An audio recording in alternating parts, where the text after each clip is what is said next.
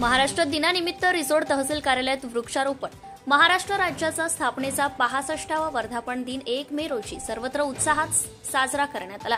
रिसोड येथील तहसील कार्यालयात तहसीलदार प्रतीक्षा तेजनकर यांच्या संकल्पनेतून नायब तहसीलदार गजानन जवादे व टी.डी. कुळमेथे यांच्या नेतृत्वात अन्न पुरवठा निरीक्षक गणेश तांगडे व कृषी अधिकारी मगनदास तावरे यांच्या मार्गदर्शनाखाली महसूल प्रशासनाच्या अधिकारी व कर्मचाऱ्यांनी रिसोड तहसील कार्यालयाच्या परिसरात वृक्षारोपण करून 1 मे हा दिवस महाराष्ट्र दिन व कामगार दिन म्हणून साजरा करण्यात आला। यावेळी रिसोड तहसील कार्यालयाच्या परिसरात विविध प्रकारची झाडे लावून वृक्षारोपण करण्यात आले।